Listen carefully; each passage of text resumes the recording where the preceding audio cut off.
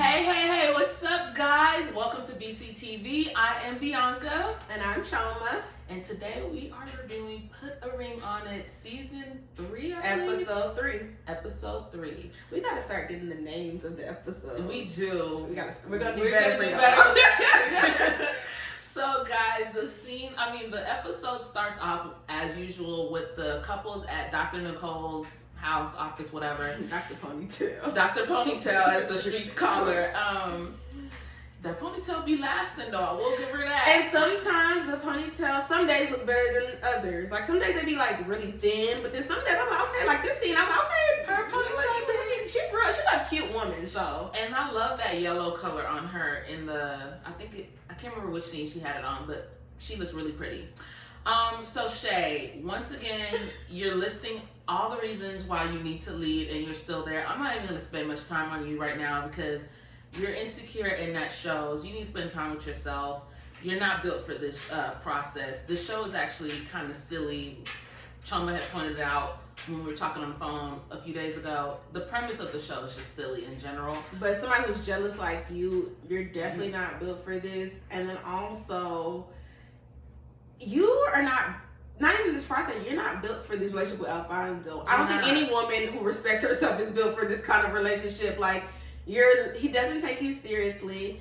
And at the end of the day, he doesn't take you seriously because of you.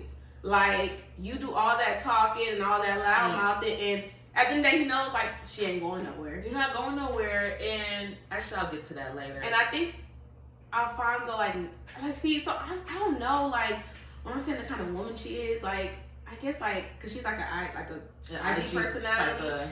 But, like, I think I know what kind of man she likes. And I'm like, is it worth it? Like, because she literally looks miserable. The thing about it is, like, off of Shay, just a side note, the stereotypical IG, like, especially the ATL, like, I saw this one girl, I can't remember her name, but we know, like, she's like a more popular whatever. And she had tweeted that when she first moved to Atlanta, she had like a regular bag from like, I know exactly what you're talking about though. From like, let's just say TJ Maxx. I'm just say that. And the girl was like, "Oh, where'd you get your bag from?" She's like, "Oh, I don't. This is like TJ Maxx." Oh, the girl actually thought it was a designer bag. And she's like, "Oh, what brand is that?" She was like, "Oh, girl, I got this from like Macy's." And she said that girl never hit her up again. Yes. All because, and this is a girl who can afford nicer. Well, she has nicer bags and like, but at that time, that particular day, she had her regular Macy's bag. And she said that girl never called her again to hang out. And that type of pressure, like, will have you doing stupid stuff. You'll be miserable trying to, like impress people. Like, I think Shay needs to take time. I'm not saying Shay is that way.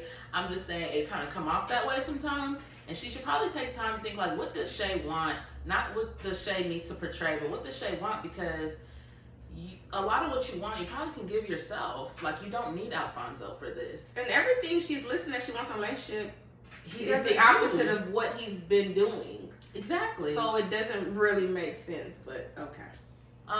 So next couple at the little meetup in the beginning is Shorty and Thief. I got a new name for him this episode. What's your name for him? We thought he was a thief last episode. No, that guy's actually a sociopath. Like, well, his nickname for me is gonna be Thief because I've wholeheartedly believe that's what his goal was to steal money from Shorty. And being that we know Shorty is like a radio personality, I'm sure depending on how popular she is. She has a morning slot. Yeah. Like on a morning, that's a big money, spot. like, and especially in a city like Atlanta, that's a big spot to have. I mean, I don't know if she's on urban radio or what, but I'm just saying, like, it seems like she's doing pretty well for herself. On top of that, I'm sure like any type of, pop-ups, meetups, she gets paid for things like that. Appearances, so, yeah. Appearances, yes. So Thief feels like Shorty belittles him when she's upset with him. I'm sure she does. Which I'm sure she does. I'm not invalidating his feelings on that. Because she has the kind of personality like she would. She gives me those vibes. Because we always kind of say there's this dynamic where it's like a son. Yeah, even though he's way bigger than her, she's very small. But so it already looks like some kind of way. But like she's very mature. And I don't know if she's actually mature, because a lot of this stuff in the relationship is not mature behavior. But I think because she knows better, she knows better than him, and I figure she's older than him as well. She does seem older, and she's more established than him. They have both said that it looks like it's mother and son. Like she's wanting. It's like she placed Kenneth in her life. Like, this is the life I want, and I'm just gonna mold this man into this to fit into my life. But that's not who he is. I do want to know how old Kenneth is because he gives me really young. He definitely gives me no older than 27. Mm-hmm. Which would explain a lot of his behavior because he has not had a chance to figure out who he is yet, and he needs that. I honestly, and I'm not trying to make a blank. I try not to make blanket statements too much, but I honestly do feel like most people, men and women, are not ready to commit like that in their 20s, especially men. I feel like women do get to a place where they know what they want more quickly, or they're over the whole trying to date thing, and men, they just sometimes need a little more time. Like, I just don't know many men who are ready to commit the way Shorty wants Thief to commit when they're like 27. Now, if he's older, if he's 30 something, then I'm shocked because he could have fooled me. Yeah, he's really young to me. But I mean, yeah, the thing is, like you said, he does not know who he is, but he is so dependent on Shorty. Like, not even just like financial. I mean, like, if she's mad, he's very codependent, and that is very scary. And then when we get into it, you'll see why we say it's really scary. Like, if her just being mad at him one day can throw him into a tizzy, and like, which is the real reason, by the way, he was distracted on a date last episode, is because he knew he had messed up with the whole bank statement thing, and like him not being in good terms with her, that really throws him off. Mm-hmm. Like, it's not. That's what I'm saying. It's not even about like, yeah, like I'm sure she does take care of him financially, but I truly think he just like is emotionally dependent on her. Like, I would like to know more about his like background, his upbringing, the stability or instability he maybe had, because that can definitely play a part. And what's her background? Why she feels like she has to mother him? That too. So then the last couple, Otis, he pretty much says that he is traditional, which is code for controlling, living in the Stone Age. Yeah, your woman should not even be talking. And that's why you got to be careful with the word traditional and submissive, because in layman's terms, submissive is not a bad thing, but the way it's used today is pretty much submit to what I say, don't question it, and let me lead. And that's not what it means. But he says he's traditional, but they're still going half on. They're still going half on bills. He said it's pretty much 50-50 right now, and I'm like, so it's not tradition. So then you don't want to do traditional because, look, we're not going to do the debate about 50-50 and all that. Like, however you handle your relationship, that is fine. Everybody has a different dynamic. But if we're going to talk about traditionally, right? Doesn't man pay? If you want to be man of the house, you need to pay for the house. 100% house things. Then you're paying 100% of the, and not 100%, at least 70-30 in my opinion. If you want to say, if you're trying to say traditional, yes, exactly. You can't be still making her pay half of the rent and say you want to be you want her to be submissive to you. That's not. No, y'all are partners, and he doesn't. And even when you are a submissive relationship, y'all are still partners. He doesn't. He does not look at his woman as an equal. That's the problem. The issue. And that is, in a sense, that is traditional, because traditionally, historically, that's how men viewed women. So anyway, we go into the next scene. Thief is getting ready for his date, and he always looks like he is on first day of job school. Interview. I'm like, I know you jobless, but like every time you go somewhere, you don't need to dress. These khakis with this yellow polo shirt is giving school uniform. Giving little boy. Or Shorty dresses him. Like, it's weird. Like school pictures. Like, did anyone go to an elementary school or middle school where you had to wear, y'all remember like you could do the navy blue pants or the khaki pants with the yellow, red, white, or navy blue? For mine, we had light blue, navy blue, white, and red. Yes. Sometimes you could wear, at intermediate school, you can wear no colors besides white, light blue, navy blue. That was it. In elementary, you could wear a hunter green. In elementary, you could wear pretty much whatever color. But I remember they called my mom the first day of school when I went to middle school, like, don't let her wear this again. Don't bring that shit over here. We were like, oh, okay. But yeah, so Thief, please. he goes out on his day. I'm sorry, he earned that name. Till I don't think he can. It seems like he's getting worse every episode. To be honest. So when he's on the date, he says he's an entrepreneur, and this is why I hate that term. You should be able to still explain what type of entrepreneurship you do. When you cannot explain what it is you do, something is fishy. It's giving jobless. Either you're jobless or you're scamming. And he's giving jobless. I don't think he's smart enough to scam. I don't think he's scamming. He said his, and I rewinded it to make sure I wasn't missing it. He said he's an entrepreneur, but for right now, he does contract work. Anything can fall under contract. Construction, IT, nursing, like literally. What contract? You could what? And then you're not an entrepreneur because you said, but right now I do. So that means you work a 9 to 5. There's nothing wrong with it, but then you can't even tell me what 9 to 5 you do work. What do you do? It's a simple question. It's kind of like Jen Shah for anyone that watches Real Housewives of Salt Lake City. No one could ever really understand what it is she does.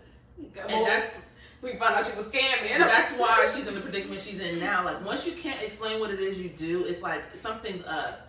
But anywho, what'd you think about the date? Because I didn't see no chemistry whatsoever. I didn't see it looked like a fun date. They did look, they enjoyed themselves. That food looked good. But I don't think he was tearing them crawfish up. It looked good. But I don't think it was any chemistry. But she said, "What's your biggest flaw?" And this should have been her red flag. When you ask somebody what is your biggest flaw and they say something positive, like this is a job interview, that is a red flag to me. Like, you don't have anything that's negative about you. It's equivalent to when people be like, I'm a perfectionist. Okay. Yeah, like, get the hell out of here. Like, this is a guy who is breaking into people's phones, breaking into their financial records, spamming your jobs, Instagram comments with bad comments about you, and you telling me your biggest flaw is your heart? My big heart. Sir, you have a lot of flaws to choose from. You had a list. But then the girl was like, yeah, you just seem like the perfect package. The girl was actually annoying because she was a bird from the beginning to me. She kept the whole date. She just kept saying like, "Yeah, I'm making it hard for you, huh? I'm putting that pressure on you." Let him tell you that. And I'm like, honestly, shorty, you should let this girl have him. Like, please. I know you're trying to escape. Please, shorty, blink twice if you need help. If you're okay, because we'll get into it. But yeah, the date to me just seemed like the food looked really good. I really wanted to taste that crawfish, not gonna lie. Yeah, he was back in his element with that crawfish. He was. He gave the little tutorial on how to eat it too. He looked like, so the thing is, they both like had a good time, but just like as friends too. That, in my opinion, it was giving platonic, yeah, for sure. So Otis, he goes on his second date with DJ Milan, and basically, okay, pause. With Otis. Am I the person who's not seeing the attractiveness? No, not that. Am I the person who's not seeing he keeps saying he's like great on dates, but like every time he goes on a date, I'm bored. I think he's one of those people that relies on his looks. Yes, and the thing is, so conventionally he is supposed to be attractive, minus his hairline. It's giving LeBron. It's just so but he's kind of hat-fishing actually.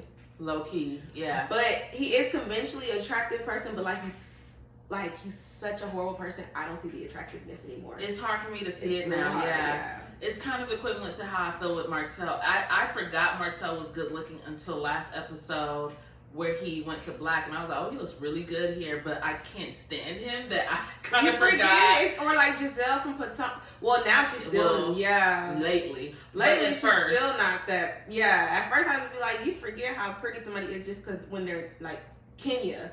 Like Kenya Moore is drop dead gorgeous to beautiful. Me. Beautiful. But she is just such a villain. She's such a bitch. So it's just like, you can't see it sometimes, but then you're like, no, she is pretty. She's actually very pretty. Yes. So that's what Otis is to me. Pretty much. And DJ Milan pretty much tempts him with inviting him to see her set that night, which I was shocked he actually declined. I do think that now Otis has transitioned into this space where he's trying to act for the cameras. He's trying to be on his best behavior, like they said, for the cameras. Like, he's not being himself. He's not being himself. And it's just like, why are you even here then? Like, if you're not going to do the work, go home. And Charlana, it's almost like she knows that she deserves better, but she's just still trying to. And that's the thing, like, Charlana actually irritates me. Like, So I tell him everything about my day, but then he doesn't tell me. Okay, then don't tell him anything about your day. Like, she's so, I don't want to call her weak. She's just so, like, I don't like when she was crying at the table. Like, it's things like that where it makes me like she is, like, kind of weak. Like, that's kind of annoying. Like, stand up, girl. Stand up. Like, you letting this guy with this hairline that starts back here talk to you any kind of way. He literally talks to her like a child, and we'll get to that. DJ Milan seems to really be feeling Otis. I can see him liking her, wanting to go on a second date with her, but I think he ended up saying no.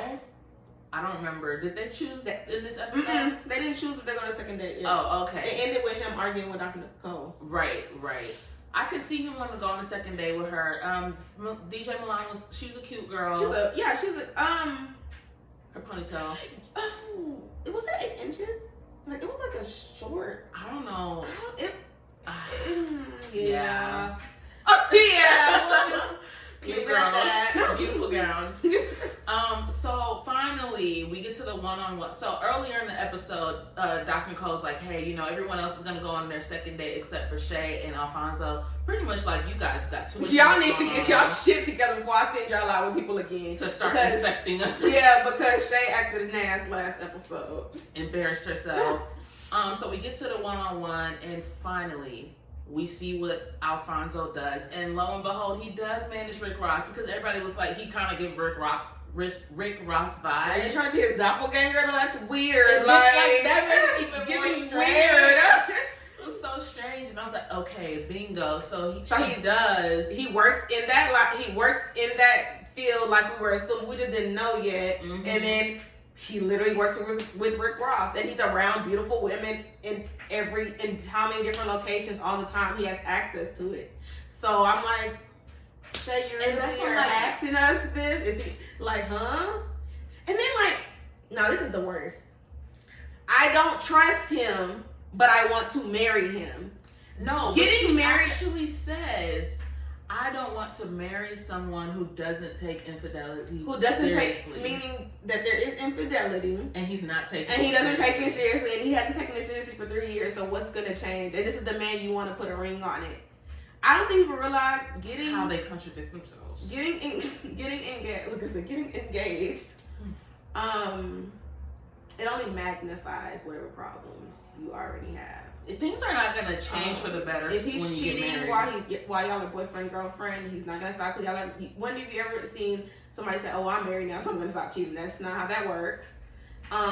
There's people, and if you're already feeling like that, boyfriend girlfriend, imagine when you're his wife, you're really going to feel like, I'm your wife, and you won't stop cheating on me. It's only going to make, if her self-esteem isn't already low, it's only going to get lower.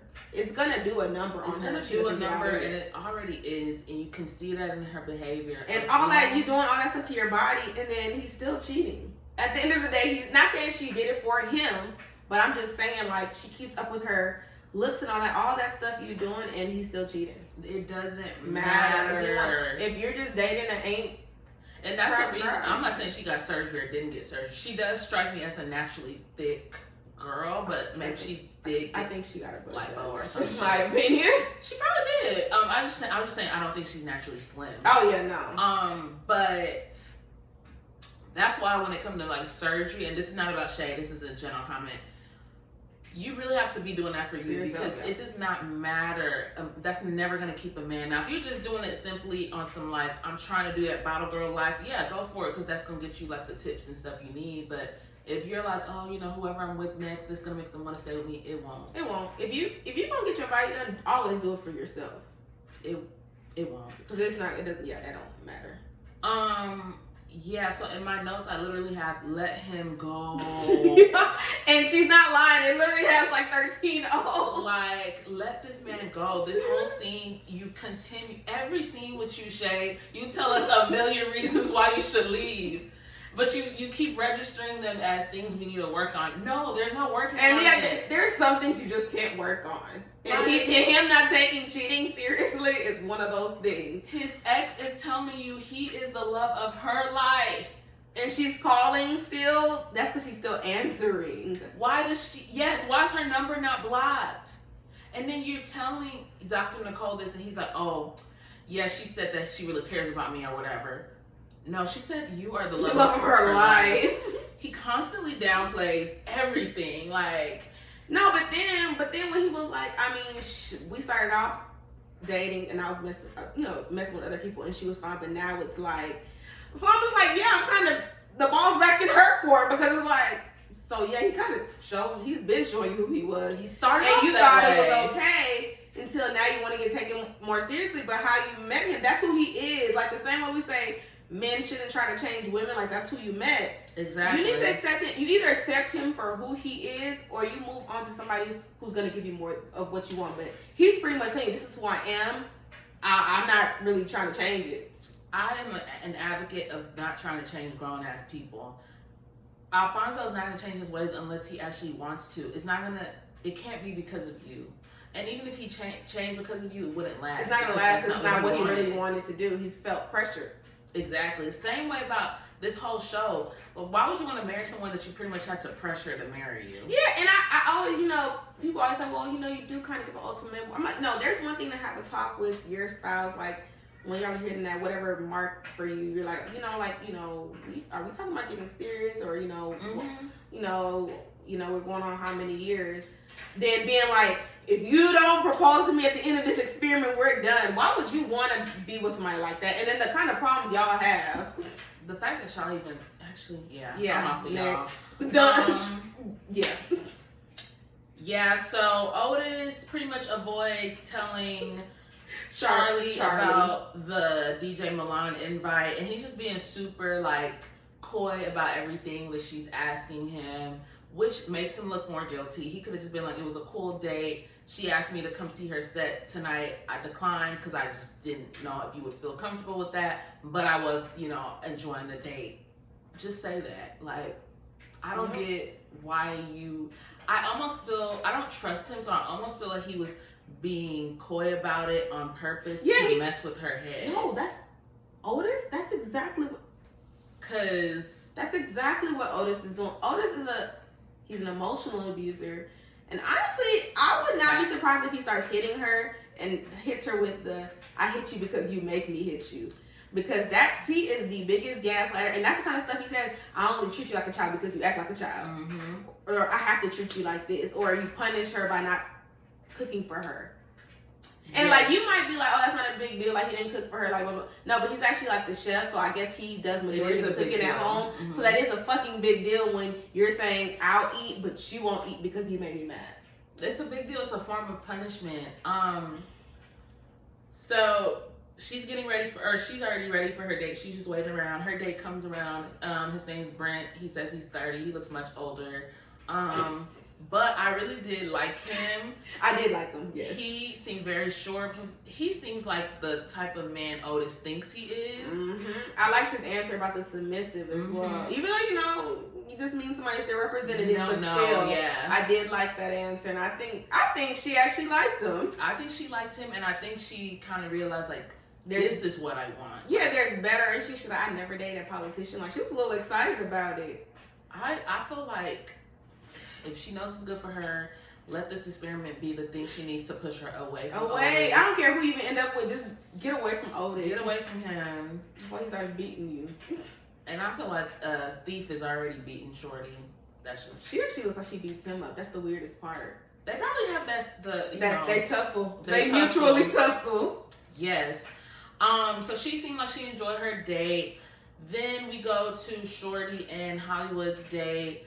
I actually feel like Hollywood gave her some sound advice. Mm-hmm. I was very concerned on this date. I'm not gonna lie. Yeah, because like Hollywood's telling her you never thought that you could get better. She was like, she's tried to break up with Kenneth many times. There was one time in particular, she moved out, got a new place. He followed her at work and waited for her to get off and followed her to her new home. And showed up there behind the bushes or whatever. And like she was saying like it was really normal actually. But like Hollywood's his smile was slowly dwindling away because he, like us, thought that this was really weird. Like, and she was like, half of her friends thought that was really crazy. Which whoever those friends are, she needs to keep them around. Mm-hmm. And the other half was like, oh, that's cute. Like I never had a man fight for me because he never wanted you. And that's okay. Because this is the wake-up call you need. When Shorty ends up on the news, missing or, God forbid, dead, then what will y'all say? Exactly. I thought he was just... I didn't think he would go that far. That is somebody stalking you at work and showing up to your house. And that just further proves how jobless he is. How do you have time to... So follow me for stalking me for an 8-hour work day. Oh my God. That is so... You're jobless. So broke. That is jobless. And I'm like, how did I even end up back together though? Like... I truly think that after seeing... I don't know how privy Dr. Nicole is to these dates as they're happening in real time, or if she watches the dates once we see them. But if she's privy to them in real time, something like that, I feel like she does need to step in. Like, this is kind of like what I said last week. Some of these shows where there's therapists involved, there are certain forms of abuse where you need to step in and be like, hey, a professional. Yeah, it's like, hey, I am concerned about your safety. Because if this girl says she's been trying to break up with him many times, and he's doing these things where basically it seems like she's there because she's afraid. Well, she said that she thought, last episode, she thought if they break up that he would ruin her. Pretty much. Like, what kind of, she's literally sleeping with the enemy. It's like she's on this show for a safe way to escape, pretty much. Hoping that he falls for somebody else, his next victim, basically. That's why that girl was getting all excited on his date. I was like, girl, if only you knew. You should let Shorty have him. And Shorty probably just saying you can have him, like. Because she wasn't even that mad about her saying, like, oh, let the best. If that had been Shay, and the girl was like, let the best woman win. Shay would have been fight. Well, we'll see next episode. Child. Anywho, so they get to the last conclusion thing with Dr. Nicole. The end of the episode therapy session. Yes. It's really just her and Otis going back and forth. Yes, Dr. Nicole pretty much not checks him, but she asks him. So it came out that Charlie was saying that, you know, he scolds her and punishes her. And, you know, which he does. He does. And the therapist was asking, like, you know, even if let's say that's not what you do, how do you feel about making her feel that way? Mm-hmm. And he just kept saying, like, I think Charlie just is experiencing things that don't actually happen. She's like, no, you're not understanding me. How do you feel? Like, how this do you feel is how about she feels. This is how she feels, whether you wanted to do it or not. And he just kept going back and forth with her, which I was just like, he just likes to argue. At the end of the day, he's like, yeah, he doesn't see anything wrong with. So then what does he say? He says, well, if I even when I don't scold her, she feels scolded. So then Dr. Nicole's like, so you do admit that you do scold her. But the times when you don't, she still feels that way. Yeah. Because you have scolded her. And this guy says, well, if I treat her like a child, that's because she exhibits childlike behavior. And that's where we end. So is your whole, well, you can't have any salmon, is that not childlike behavior? Should somebody then be scolding you? The thing is, at this point, it's just like, it's blatant. It's blatant emotional abuse. It's blatant gaslighting. Daddy, daughter, like, are you her dad or her boyfriend? What the hell? It kind of ties back into how he was, oh, she should know better last week. Mm-hmm. Those types of, like, that type of language is very much, like, belittling and dismissing and, like... And he tells her he's mean to her because she makes him do it. That's why I'm like, if he is one of the people who will hit you and be like, you make me act like this. Like, you make He'll come back afterwards and be like, you know I love you. It's right? just that you made me...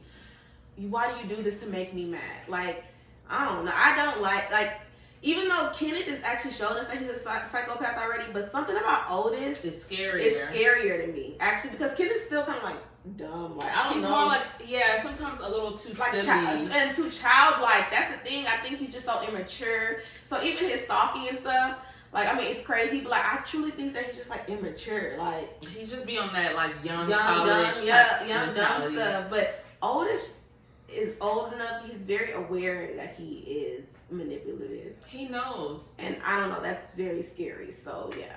Charlie, if you need some help, blink twice. But yeah, guys, so that's pretty much it that we have for Put a Ring on It. Make sure you guys tune in to our review next week when we will discuss episode 4. Yes, ma'am. Alrighty, and stay tuned for our Love and Marriage review as well. Thanks for tuning in. Peace.